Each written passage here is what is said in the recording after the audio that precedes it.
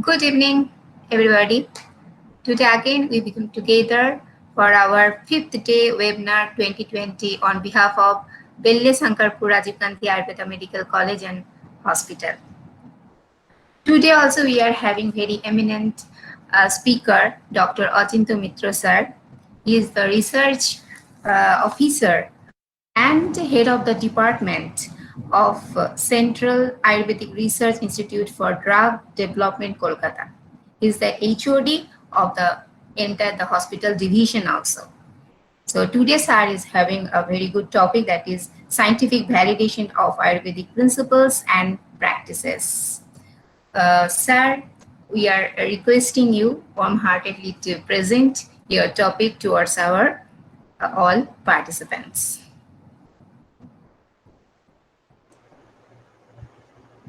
Okay. Good afternoon to everyone, and I'm very much grateful to that principal of Rajiv Gandhi Memorial College and Hospital, Professor Tapus Kumar Mondal, for inviting me, and also Dr. Priyanka Ganguly for inviting me to give the scope to share my views in this webinar. I think most of the participants are the students, so I would like to just present some salient features of the importance of the scientific validation of Ayurvedic basic principles and practice. And I'm just sharing my presentation now. Okay, now I'm sorry. Now we are going to discuss about my topic, the scientific validation of Ayurvedic principles and practice. As I'm working as a research officer, Ayurveda and the scientist 3, and my place of working is the Central Ayurveda Research Institute for Ayurvedic Drug Development. This is under CCRAS, Central Council for Research in Ayurvedic Science. It's under Ministry of Ayush, and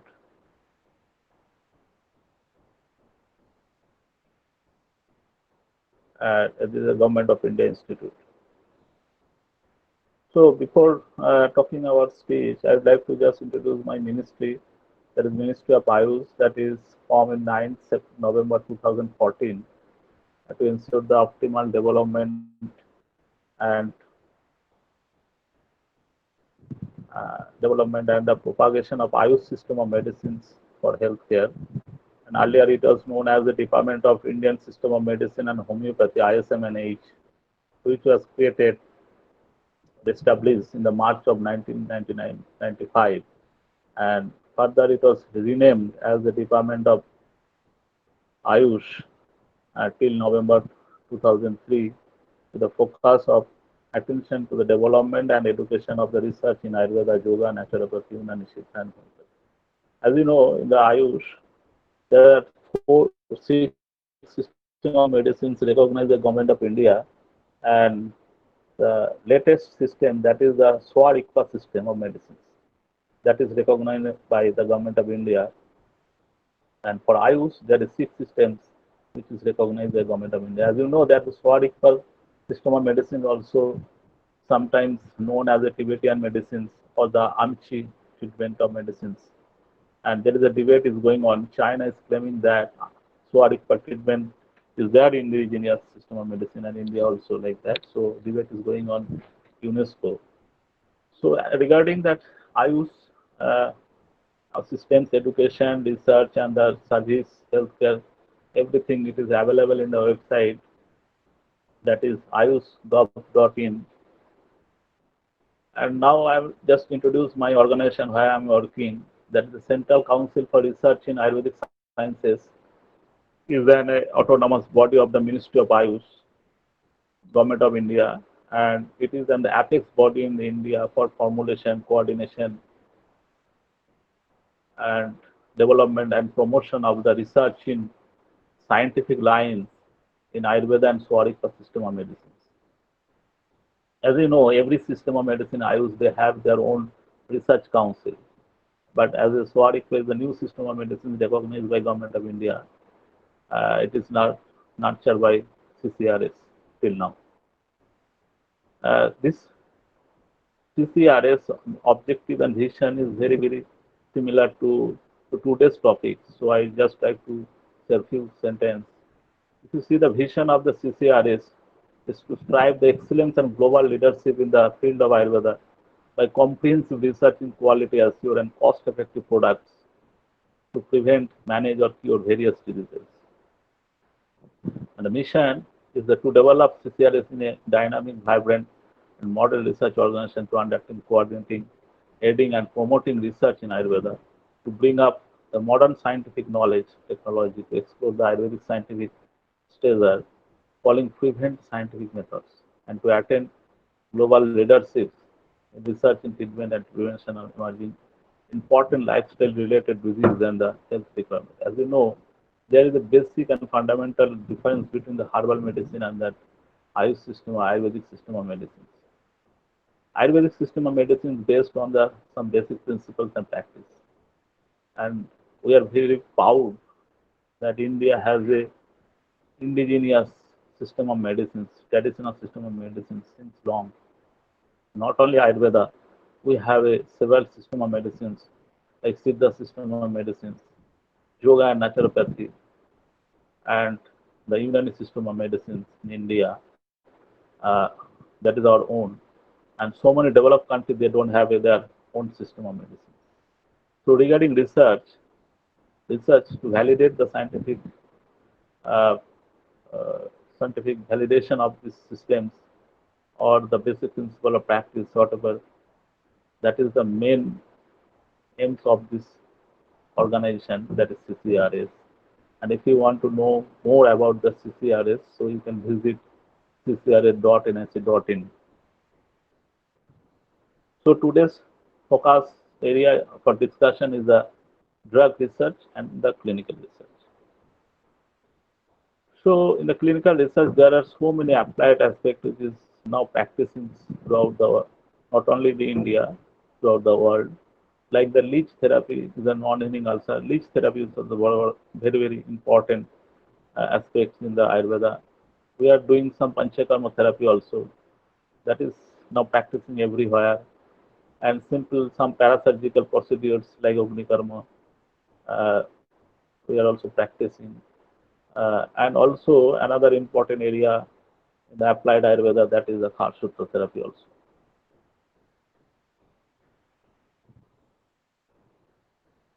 So that we will discuss little bit about that applied aspect of the Ayurveda, how Ayurveda stands in the basic principles, and how we can validate with the present parameters. So I will discuss on clinical practice, whatever going on. We have Ayurvedic practitioners practicing in the simple psoriasis cases. Psoriasis, as you know, there is a 5 types of psoriasis. 80% psoriasis is the plaque psoriasis. So in the plaque psoriasis, we are giving some treatment, standard treatment that is based on the Panchakarma therapy, Vaman Karma, and followed by some another special therapies or Rasayana treatment for restoration and health. Health means body and mind, and like that treatment we are giving. In my study, we have given some Deepan Pachania treatment. First, we have selected some plaque psoriasis cases, classical cases, and also we have confirmed by that histopathological study, skin biopsy. However, skin biopsy is not important because clinically you can easily diagnose that plaque psoriasis. So that which is similar to our whatever description in our text, that is the Ecofusto or Kitiva. And then after that, we are selecting the patients. We are giving some Deepan Pachania treatment for to rejuvenate their enzyme activities. After that, we are giving Snehapana with Panchathita, the Mahatikta Gita like that. And in this case, we have given Mahatikta Gita 50 gram to first day to increase dose. Maximum in the 7th day is a 350 gram Mahatikta Gita we have given. But it is not that every patient has taken that optimum level. As per the Rogi ball and Rog ball, and the digestive powers Agni ball. We have to assess the dose of this uh, dose schedule of the patient. Then after that, we have given 1 day Sedana Karma. Then after that, Bhamana Karma 1 day. And after Bhamana Karma, we have the patient had followed that 7 days Samsarjanakram. That is the diet regimen, classical unique things in that Ayurveda. We have given liquid diet, light diet to the normal diet 7 days. After that, we have started Takrodhara. Why Takrodhara? Because the very in the psoriasis cases, the stress factors generally become elevated. So minimize the mental stress. We have given because it's a psychosomatic disease. We have given that Takrodhara, and after Takrodhara, we have given some Rashayana treatment like Triphala Churna with Jasad Bhasma for 6 weeks. This is a standard treatment protocol of that psoriasis, plaque psoriasis cases, and we have given these plaque psoriasis cases. After that, you just see the some pictures of that psoriasis cases. There is a four things you have to keep in mind. One is circular lesion. There is some prominent area where lesions generally seen, the scalp, in the back of the elbow, knee, palm and sole, like that, even in the genitalia also. And there will be the exfoliations, the scaling of the skin, and itching, severe itching, and gradually thickening of the skin. So in that case, the pictures in the first row is the before treatment, and picture in the second is the after completion of treatment. The treatment we have given 66 days schedule we have given. Now if you see that statistical analysis, because we have to, because psoriasis treatment we are treating likewise, but we don't have any scientific data. That data we have generated. The two standard questionnaires or the methods we have followed. One is the SCASI score. The SCASI score is that psoriasis area and severity index score, and the DLQI score, dermatology life quality index score. These are standard scoring systems in the modern medicines we have adopted, and the total 74 cases we have studied in the two centers in Calcutta and Kerala. Chittuti, we have another institute, there is a National Institute of Panchakarma. So total 74 patients data we have sharing that the SCASI score initially it was 23.19, and gradually the 10th day that become reduced, 24 days it is also reduced, and finally 66 days, the final days we have seen that is 4.64. So another parameter that is the DLQI, initially it was 16.77, and gradually also it is decreased 3.65. If you see the schematic diagram, it is also graph is gradually coming down to the normal. If you consider the SCASI scoring and dermatology life quality index scoring. Now you have to keep in mind that the two things we have to keep in mind in the clinical trial, that is the efficacy of the drug, and another important thing is the safety. Maybe your drug is very much efficacious, but it is not so safe, having some producing some adverse drug reaction or the adverse drug event, and it is called the side effect like that. So that's why the basic demographical data you have to keep in mind. That's why the height, body weight, BMI, respiratory, because whatever we have observed after Bhamana Karma, the every patient reducing the weights also, and also Bhaman Karma followed by the Samsarjanakram. So that's why the BMI also important, respiratory rate, pulse rate. This is a general examination for the patient. Systolic blood pressure, diastolic blood pressure, oral temperature, and the duration of the disease like that. So all data we have, the basic data we should preserve. Now, if you see the safety profiles, we have assessed all the biochemical studies related to the renal function and the cardiovascular systems and the other hematological biochemical parameters we have observed. Like that, we have seen that the blood urea also, it was initially it is a 17.81, and it is, however, it is within normal range. And after 45 days, we have seen that 15.89. Like the serum creatinine, 0.79 to 0.77. So we all are within range. And SGPT also within normal range. It was 30.41 to 30.52, and SGPT 32.95 to 32.41. And other parameters also, liver function, all are within normal range. So that means your procedures, therapy, whatever you have given, Bhavana Karma, Rasayan therapy, even I have used that the Hasma also, but it is not unsafe, it is safe for consumption.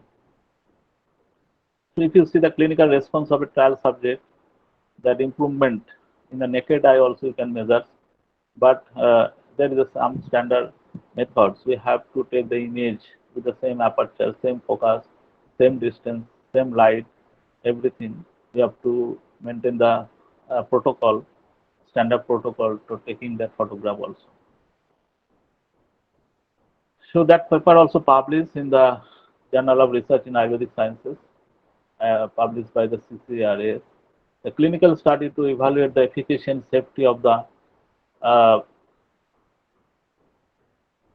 these are pictures of the photograph, and published in the as a clinical study to evaluate the efficacy and safety of the comprehensive Ayurvedic therapy in plaque psoriasis, an open label multi-center prospective study. Very recently it is published. So whatever in a clinical trial we are practicing, we are giving some medicines, but you have to side by side create some scientific data by which you can assure that your therapy or drug is safe, as well as it is efficacious also. So we have to adopt the accurate parameters, accurate methods to establish your principles of practice. Now we'll go to the drug research. So there is a 4 types of research. We're doing the literary research, drug research, outreach activity research, or the clinical research or clinical trial. The drug research, our institute is name is also the drug development. The drug development, generally 2-3 points you have to keep in mind. First is that in our tradition we are practicing some medicines in our household. We have gathered the knowledge from my forefather that which is not required any prescriptions. So that is also drug. And another is the classical formulations which is available in the market in 1,000 years, which is not required any further certification. And another is a new drug which is producing by companies or the organization in the patented drug. So for that traditional practice or household or home remedies, it is not required any uh, quality assurance profiles, because we know the standard operating of procedures like food items, or we have a knowledge, and traditionally we gather the knowledge how to practice. But the classical formulations, as well as that the patented drug, the new drug, we have to have all the quality assurance profile.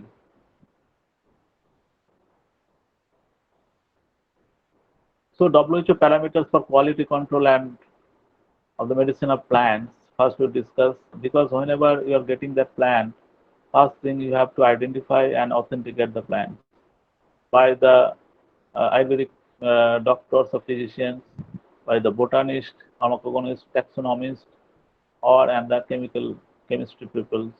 They will identify these herbs or the raw material or botanicals Then after it will be produced as a drug, and that drug further, if it is a new drug, further it will be given to the experimental animals. Two things we will observe in the experimental animals. First is that the toxicity, whether drug is toxic or not. So toxicological study also important. And another important is the biological activity. If the drug is claiming is an anti-diabetic, so you have to have a study on the anti-diabetic model in the lower animals. Then after that, we can use the human consumption. So in the quality evaluation of Ayurvedic drugs in botanical aspects, you have to botanical aspects, two things generally we are doing, that is a microscopic study and macroscopic study. In the macroscopic study, we are study the shape, size, external features, marking, etc. And the microscopic study, qualities, quantitative, SEM studies and power studies we are doing. In the physical study, we are always keeping that view of that if there is any foreign matters, loss or drying as value, respective values, foreign study, these are the physical studies. The chemical studies, two types of the chemical studies, the quantitative and qualitative. Quantitative study, we are observing the secondary metabolites and DNA fingerprint. And the qualitative studies, we are also doing some chromatographic study, heavy metal, pesticide residue, like that, and through HPLC, HPTLC, and GCMS. So many uh, instruments are available for chemical studies to assay the uh, uh, raw material. The biological study, the microbial contamination is very, very important nowadays. Toxicological and pharmacological and other specific activities, antagonistic studies, the bacterial or fungal. In the organoleptic study, we have to see the color, odor, taste, texture, texture. These are the basic parameters for the quality evaluation of Ayurvedic drugs. So for the food drug, if it is a food drug, not a, as a whole you are getting the drug, the food drug you are getting that not in extract, they, we should have the passport data of the product, the taxonomic identifications should we have, and the morphological study, plant parts, organoleptic examinations also required, microscopic examination of the section and power and quantitative study also you have to see. So there are some methods. I'm not going detail. This is the methods. Just you see the some special character like that by which we can easily analyze the food drugs, especially in the powder form also. The starch grains, the different kind of starch grains you can see by which the botanist can easily identify the rice starch, maize starch, wheat starch, and the potato. It just the difference of the structures, physical structures by microscopic examination. So, if you see the character of the plant, we can easily identify it.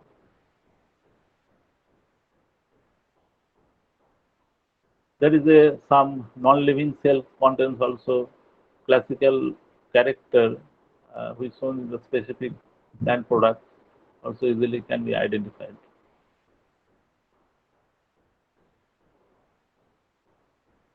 Now you see the microscopic identity of the seed drug of the Copilu, that is Strychnia transformica, very common drug in Ayurveda. You see that histology, it is a schematic diagram written camera lucid picture of that Strychnia transformica by which you can easily identify that plant product.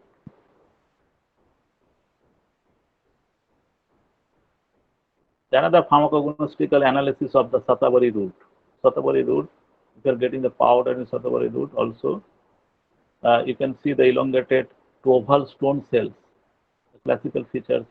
And if you see the vessels with the simple pieces of the raphides and the epidermis, parenchyma cell also visible.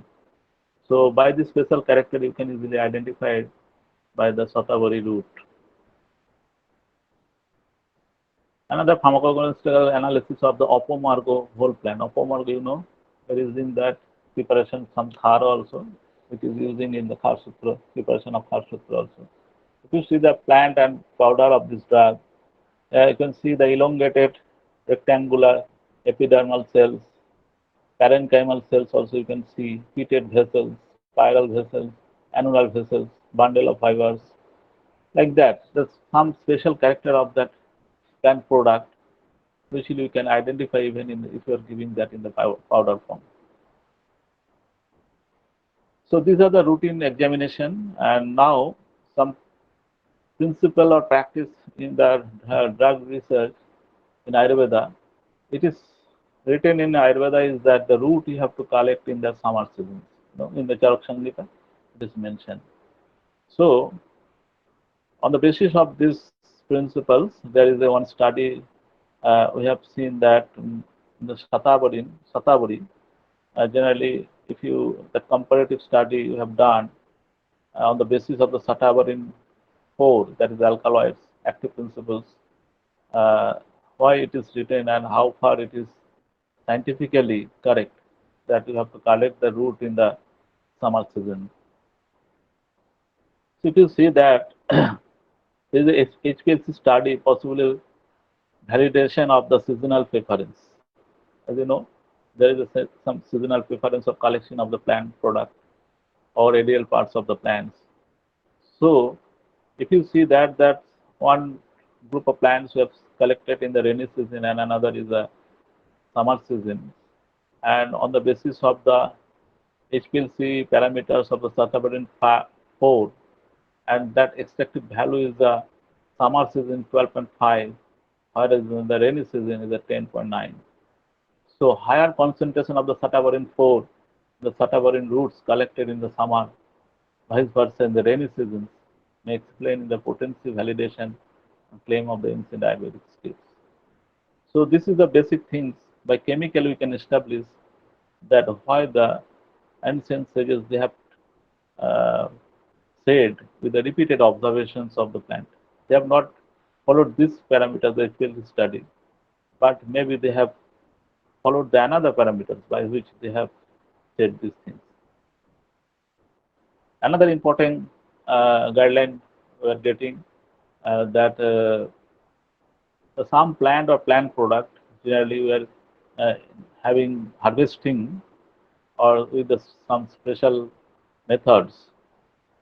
That's the improvised storage of the Cassia fistula fruits pod with a special reference to Ayurvedic principle and practice by traditional text analytical investigations. So generally, the after harvesting the Cassia fistula fruit pod, it is keep in the underground with the vessels, and then after process they are using.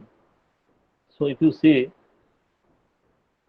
that the basic uh, analysis by the basic analysis of that the difference between that the total sugar, reducing sugars, phenolics, total flavonoids, and total anthraquinones.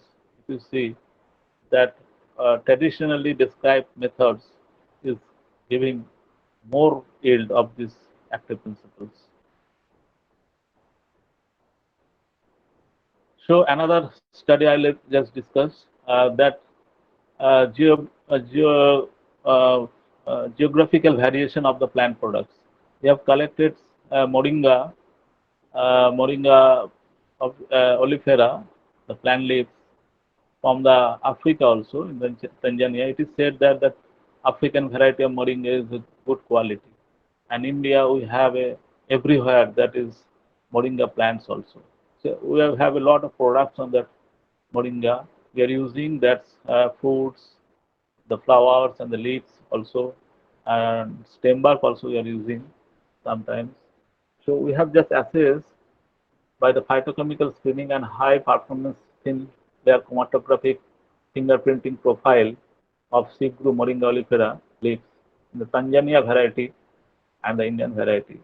And we have seen that the phytochemical and phytochemical uh, parameters as well as the SPLC profiles of the leaves of the two designated Moringa aurifera varieties. Besides the importance of the authentication of the plant samples, the present results show that both varieties can be used in the herbal drug for different purposes. However, the active principles, whenever we have quantified, there is much more in Tanzania variety.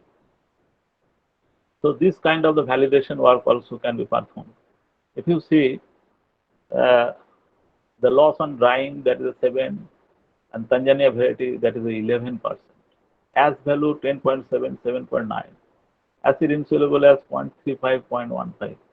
Water soluble extraction 27.5, 30.3. Alcohol extraction value, soluble extraction value, that is 20.3 to 24.5. So all the parameters in Tanzania variety is good than the Indian variety. So we have to accept these things.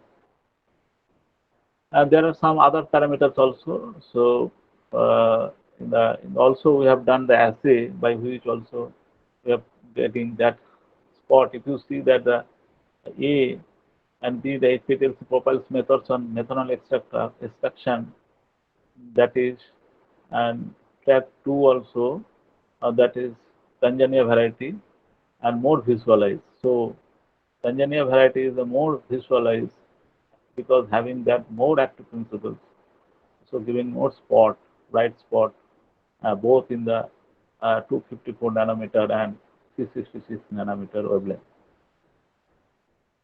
So these are the phytochemical screening and fingerprinting of the Sigru leaves on Tanzania and the variety, and both and by this assay we also understood that the Tanzania variety is giving the more spot in the same position.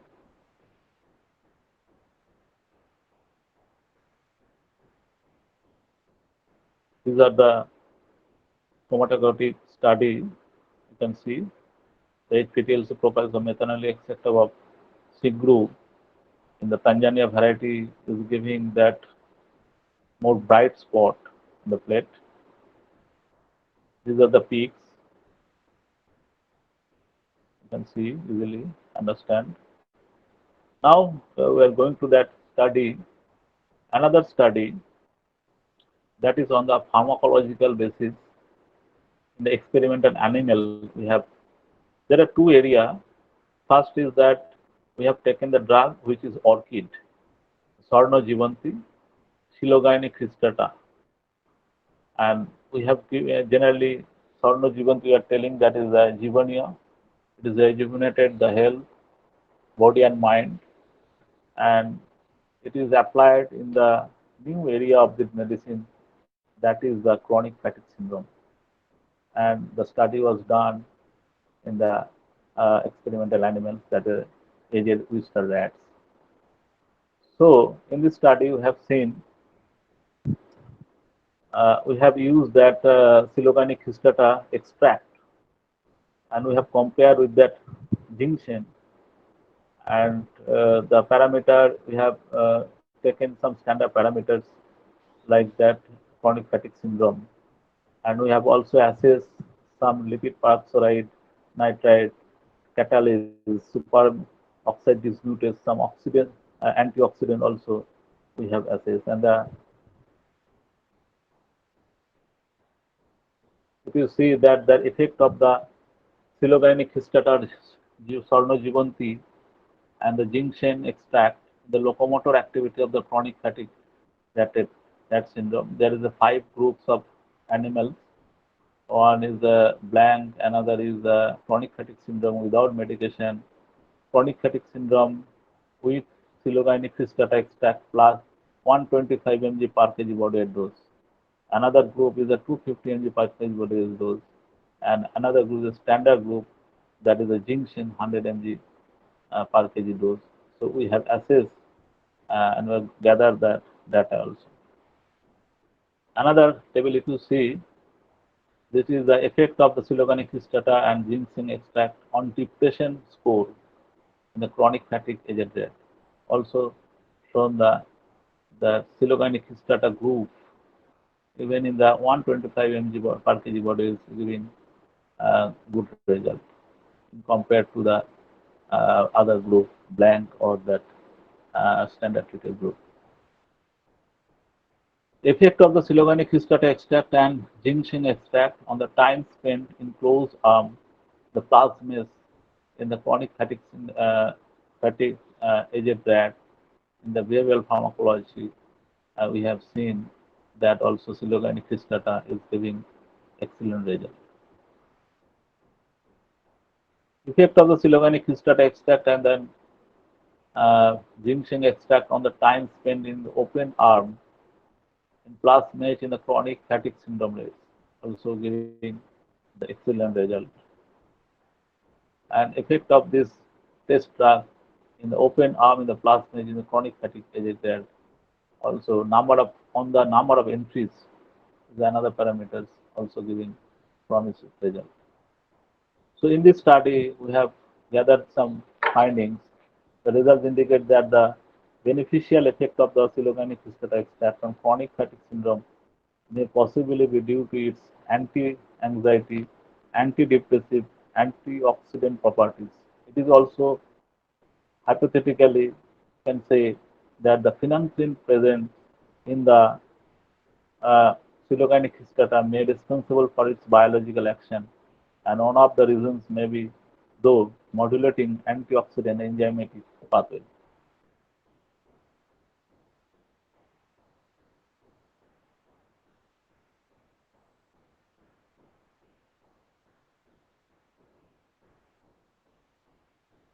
So now I am going to discuss, and this article also published in the Indian Journal of Ayurveda and Integrative Medicine, and highly cited paper. I have got lot of mails and the phone calls from the different communities of the scientists regarding this study. In Ayurveda, there is a lot of scope to treat the people with the chronic fatigue syndrome. The chronic fatigue syndrome is a new area of the medicines. So we have a known medicines by which we can we can create some evidence also. So if you wish more, so please visit the Journal of Ayurveda and Integrative Medicines. Russian number also given, and also please go through this article. Another study that is a rapid. This is a chemistry-based study that a rapid HPLC methods to estimate the piperine in Ayurvedic formulations containing plant ingredients of Piperaceae family.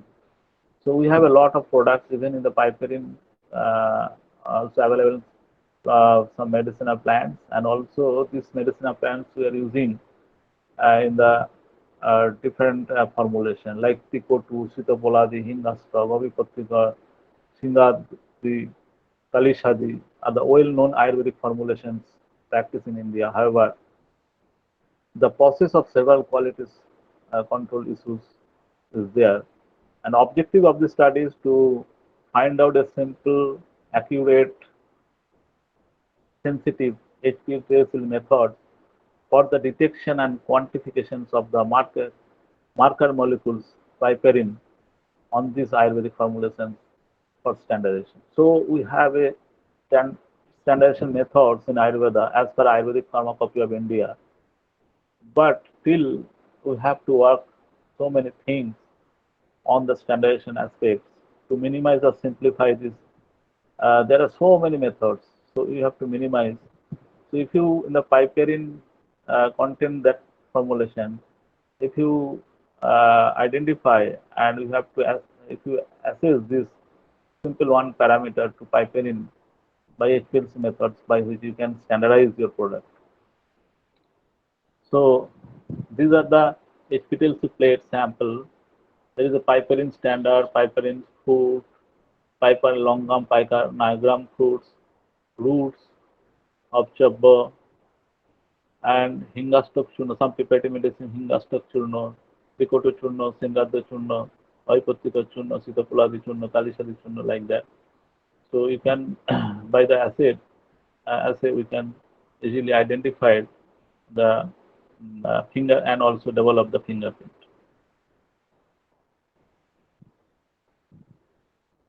These are also the some chemical assay by HPLC methods, Piper longum root, Piper longum fruit, piper fruit, and piper chopper is a fruit piperin content. And there are some classical formulations which is having piperin also, can be easily identified by the, and you can quantify and quality and quantity both you can assess by this HPLC methods.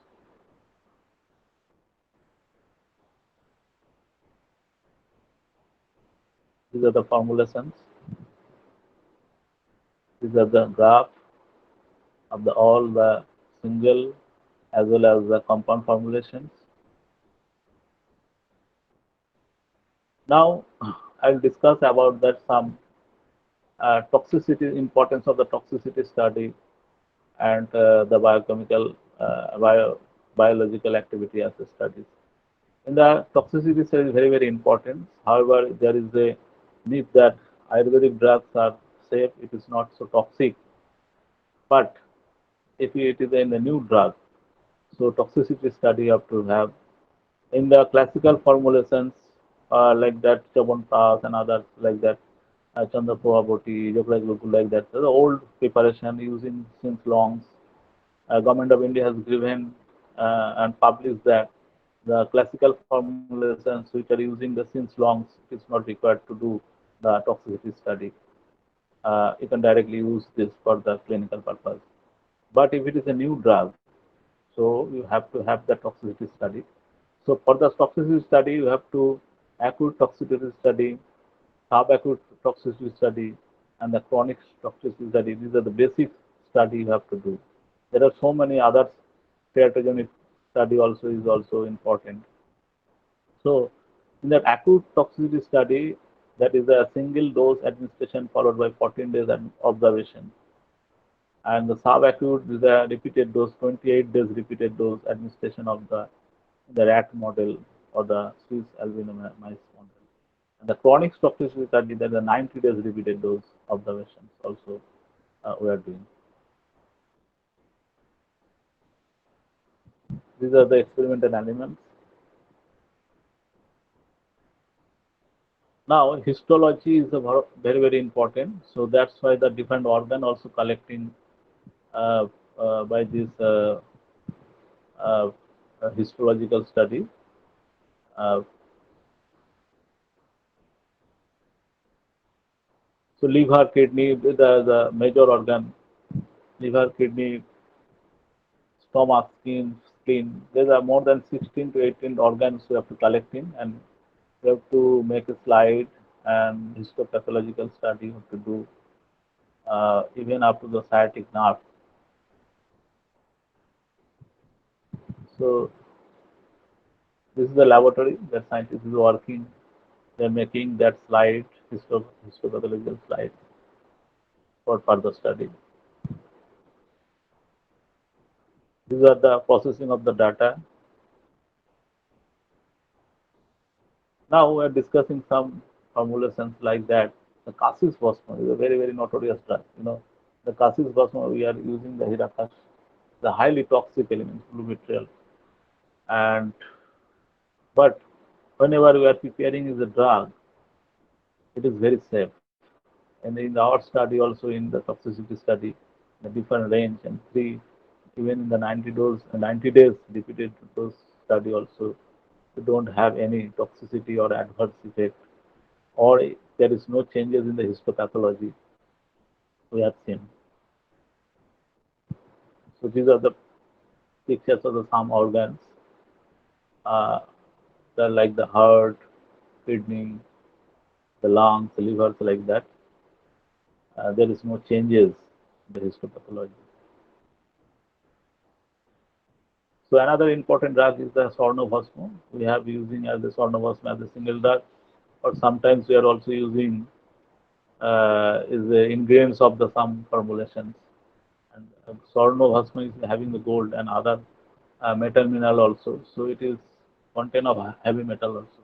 But in the Sornobhasmo study also we have seen it is a safe in the therapeutic dose, and even also it is safe 10 times more dose, and 80 days consecutive study also shown there is no changes in the organ.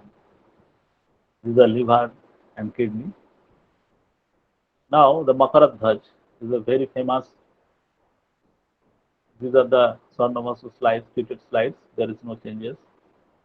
Makaradhwaja, that is also very important, and that Asaushadhi, important Asaushadhi, Makaradhwaja, widely using, having lot of metal minerals also. And the subacute toxicity study of Makaradhwaja found is safe when administered at the dose of 19.5 milligram per kg body weight for 28 days. Subacute study, 28 days repeated doses, and having, I mean, even in the chronic study also 90 days, there is no changes in the organ.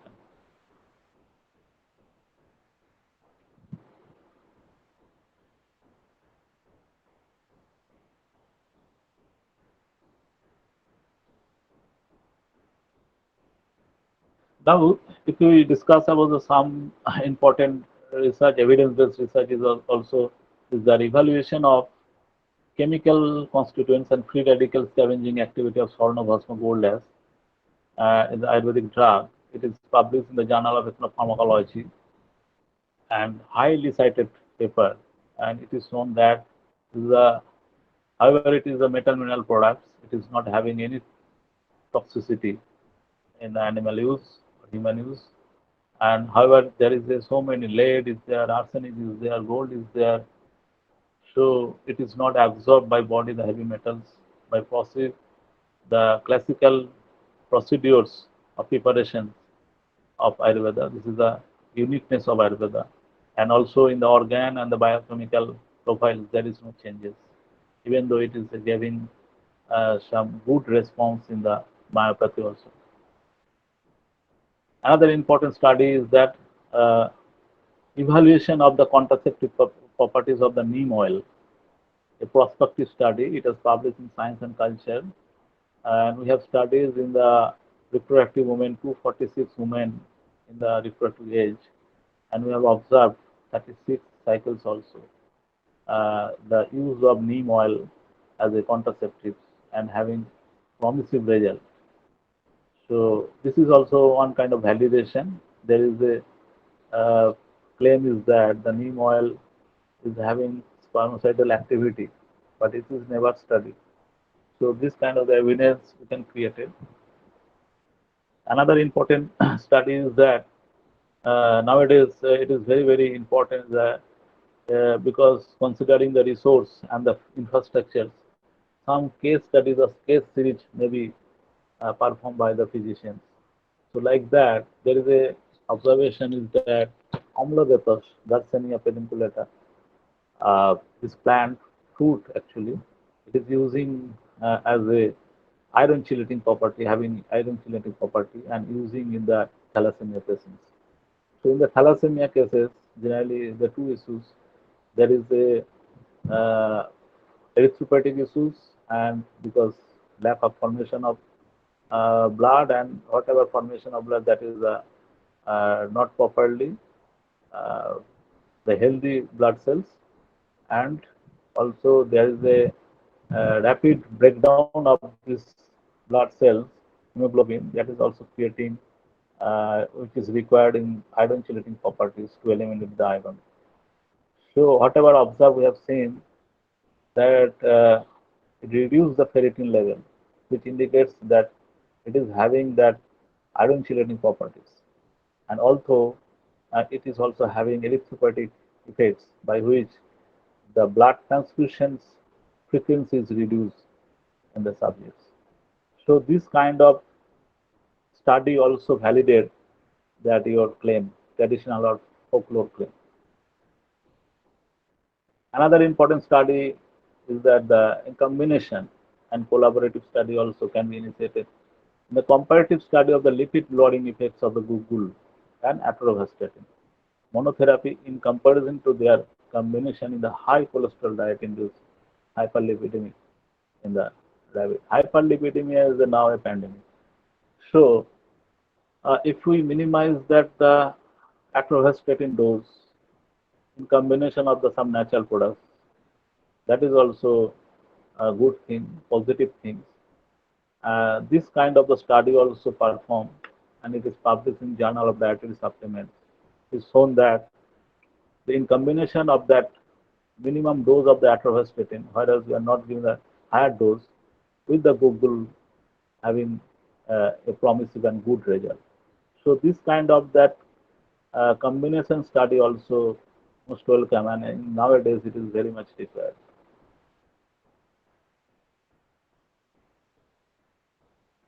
Another study, the adjuvant study also, or add-on therapy. Nowadays in the COVID era also, it is very, very important whenever you are considering some legal aspects. Uh, the adjuvant therapy or add-on therapy of the Ayurvedic medicine with anti-tubercular drugs on the therapeutic management of pulmonary tuberculosis. The pulmonary tuberculosis nowadays, it is a very, very important is the resistance cases of this pulmonary tuberculosis. So in that cases, we can minimize the problem. We can improve the drug bioavailability of that standard ATT drug with some Ayurvedic medicines and restoration of health, speedy restoration of health of mind, of body and mind. So this study also improved that established that the some medicines like ashwagandha, chyawanprash, along with ATT drug, ATTs also improve the quality of life of the tuberculosis patients. So we have assessed to all the parameters, even on the immunoglobulin and all the standard parameters. So this kind of the study also validated some principles of our practice. So thank you everybody for patient sharing. And initially there is a problem for sharing my presentation. I'm extremely sorry for that. Now, if you have any questions, please feel free to ask. Thank you so much, sir, for very, very informative and definitely data-based analysis. So I'm requesting all the participants, if you are having any questions, you may ask the question directly to our sir. Good evening, sir. My name is Dr. Rumade. Okay. Sir, I have a question to you. Yes. So I actually worked for CCRS for 3.5 years when I was in Guwahati. Okay. And I have seen there people working in projects for THCRP. Mm-hmm. And Okay. since it's a time that we all are facing the problem with COVID-19 and we don't have a proper medicines or vaccine, whatever you call it.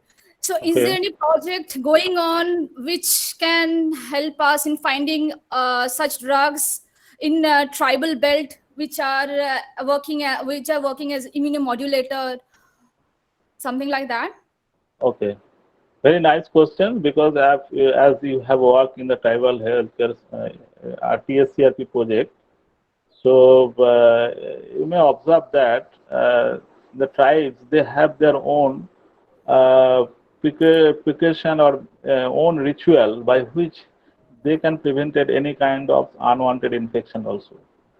I have observed. I am also that I was also the principal investigator of this TSCRP in West Bengal. Now that project is shifted to Agartala. The new center is created in Agartala also. So Yes, yes. whatever I have observed in those who are there is two aspects. One is migrated tribals, and one is the tribals, those who are residing in their own place. Those who are migrated, they have lost their rituals and their traditions. I'm not talking about this, but those who are still now in residing in that this area, tribal area, in the forest area, they are also taking some practices by which they can prevent from this kind of the pandemic situation also. In Purulia district, we have seen that the tribal peoples, they have taken so many medicinal plants to improve their immunity.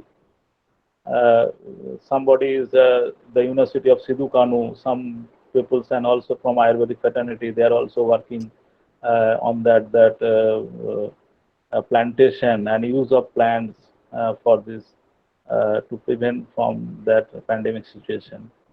There is no separate issues, but if you see that the website of Government of India, we are also trying to develop some drug, or rather we would like to establish the claim of some old drug for this COVID situation also. Okay, If you sir. see that All India Institute of Ayurveda and other institutes in Delhi also they are working, and Gujarat Ayurveda University also working, and generally CCR is working on the two aspects. One is preventive aspect. We are giving some medicines which is improving the immunity in general, and we are taking the data also. In Calcutta also we have conducted one prophylaxis study in the containment zone. The 1,500 patients we have given and some treatment with that some medicines, and we are gathering some data, and we are now analysis is going on, and another study is going on like that in the COVID patients, those who are suffering from COVID. There are three aspects. One is preventive, another is therapeutic. We are giving, that's why add-on therapy like the tuberculosis study is very, very important. And another is a promotive. After COVID sufferer, those who have survived from the COVID-19 cases, uh, another 6 weeks is very important. So there are so many cases of that, the sudden death also happened. So Yes. minimize these things to promote the health and mental well-being. We have a lot of medicines also. So that area also we are conducting some trials. So trial in the end stage, so we'll get the data also uh, very soon, I think. So not Okay. for particular tribal. Tribal is a very intelligent, tribal people. They have their own system of medicine. We are talking about Santal system of medicine. Mm-hmm. So that's Okay. why we should take that knowledge from them also. Yes. Okay. Sir, I have one more question. Sorry to interrupt you. Yes. Uh, since in the very beginning you have talked about traditional Chinese medicine and how it has also been seen that how they have worked in combating COVID-19 in Hubei province, China. Is it possible that we also do something like that in India with our traditional medicines, whether it's Ayurvedic or Unani or Siddha medicines? Because the kind of studies or research so far we are doing is more of an reverse pharmacology. So is there any way that we do some collab with modern system and we can give them a supportive medicine and let's see how it works? Because it's very much important that we kind of works, and it's the high time it should somewhere, because that with passing times the number of cases are increasing and we don't see any solution. Definitely, we can do that. India is a democratic country. All system of medicine can work, but problem is that there is some infrastructure and logistic and legal aspect also. The government of India, Ministry of Ayush, is giving guideline for the researcher, guideline for the practitioners, everything. But it should be implemented by the state authority. Okay.